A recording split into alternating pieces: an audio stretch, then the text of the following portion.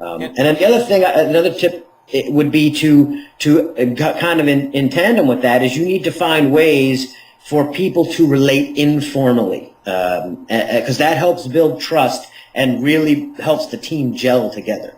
And sometimes you can use these same tools, the same conference call tools or a discussion board or your website or your blog to have some way to let the team members learn more about each other, particularly, as you mentioned, if you're working with people that never see each other. It's one thing if you're all working in the office and sometimes you're on the road and sometimes you're at the office, then you probably know each other pretty well already. But there are a lot of businesses where these people may meet once a year, if even that often. So they are completely working virtually and separate from each other. But if you want to have a successful team, you need teamwork is a human endeavor. So these people need to know, like, and trust each other. And with things like video conferencing and the ability to use video like this, like we're doing today, and sharing information about each other, finding ways to have maybe a virtual happy hour on a conference call, doing things like that to help the team gel and bond really goes a long way toward being able to manage it and bring that team together. So your ground rules approach is almost like when you have a business meeting and you establish the ground rules of how you're going to operate, except in this case on a larger scale, how you're going to use these tools around. So we've got the setting up a sort of protocol of how you're going to communicate and being conscious about it. Setting up an informal means of people to bond and relate to each other. Was there a third one I missed in there? No, those are the two I had mentioned. The other thing is obviously, is empowering your people. I think, one shift that I think managers really need to make in general, I think, but particularly again when you're working virtual like this, is it helps for you to be a question asker rather than an answer provider. And I think in a lot of cases, managers are used to people coming to them looking for information or solution, and they then turn around and say, oh, here's how you do it. Here's what you need. And I think if you can make that little shift in perspective, instead start asking your team, become more of a facilitator and say, well, what is it you need? Where are you having a breakdown? Is there information that you're not getting? Are there communications that are lacking and that we're falling behind on? What are the challenges that you have when we're working this way or delivering your project or working remotely? And ask a lot of questions of your team. And in doing so, then you get that feedback coming in, and then you can take that feedback and then turn it around and be able to provide them with the solutions they need. So you take more of a support role, almost like a coach, rather than more of a top-down leadership approach. And I think when you're working in general today, but again, particularly virtually or distributed that way, that's one of those small shifts, small changes that leads to big results that way.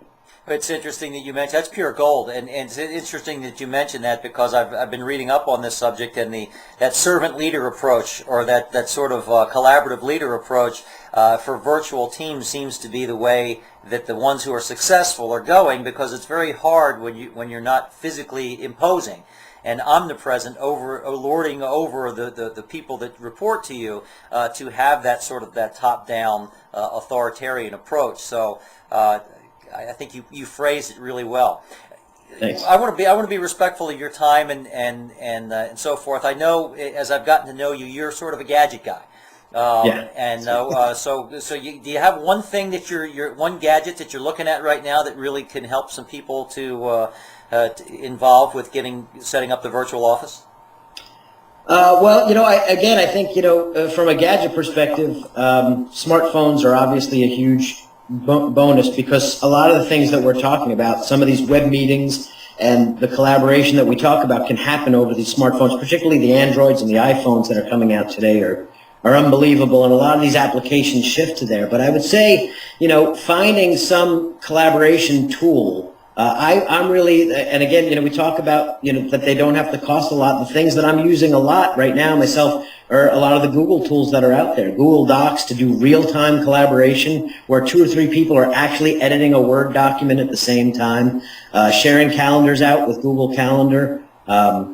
Just powerful tools that they have available. And I also think video is a huge thing, and you and I have been doing, as you said, we've only known each other a month, but I feel we've gotten to know each other really well, and part of that is because most of the time we're talking, we see each other like this, and it makes a big difference. So this and another company I think you and I had mentioned once before is TalkBox, TOKBOX.com.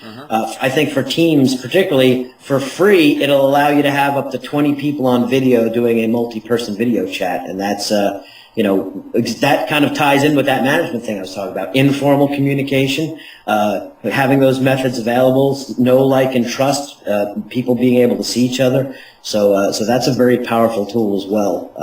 But as you said, yeah, there's new stuff all the time, and that's the challenge for a lot of businesses, is how do I know what tools to use, and how do I know what's right? And you can't just throw the technology out there with a sink or swim mentality. You need to play with it. And luckily, as you said, I am a gadget guy, so I play with the stuff all the time. And every time there's something new that comes out, I take it for a spin and I test it. And that's really kind of the stuff I share on the blog, theanywhereoffice.com, is when I explore those tools, I share that, what I've liked, what I didn't like, where it could be improved, how I think you can strategically use this for a business. So.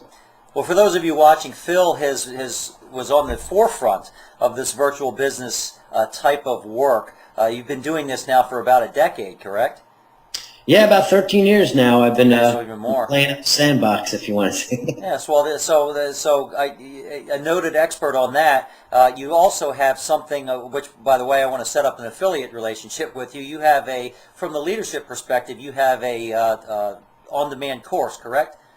Yeah, we have a workshop that we've developed over the years, and it's been very popular among companies making the shift, called The Art of Virtual Leadership.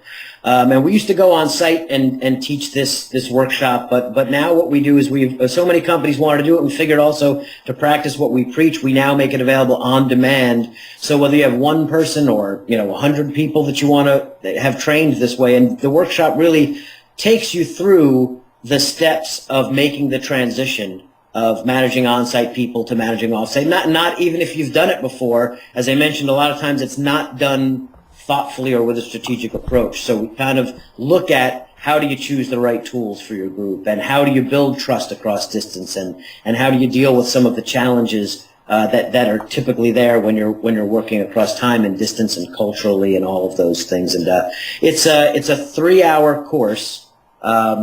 And it's available, as you said, it's available on demand at youcanworkfromanywhere.com. So someone can sign up for it. They get 60 days of access to the material, and there's a bunch of tip books on mobile work tools they get as part of that. They get some additional reports and white papers and handouts, and it's a webinar that we taught. So you're hearing the discussions that happened live, the questions that were asked.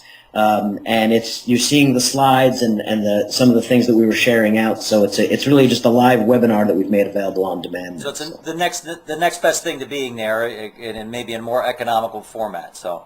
That's right, yeah, because again, you can, just like the work, it allows you to do it on your time schedule at any location. That's what we're all about, is being able to work where and when you want. So this gives you the training where and when you want, because you can do it over your web browser. You can pause it when you want if you have time to watch 10 minutes of it. If you want to watch the whole 3 hours in one lump and then go back and watch it a bunch of times, it's available for you to consume it, the way that's best for you and your work style.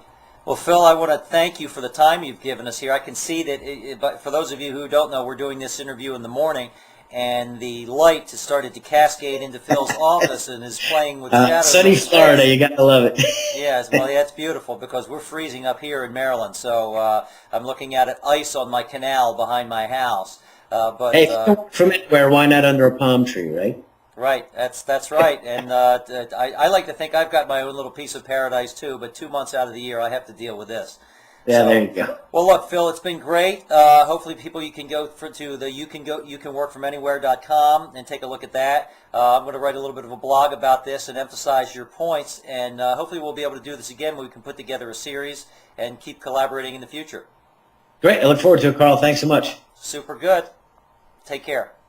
Bye.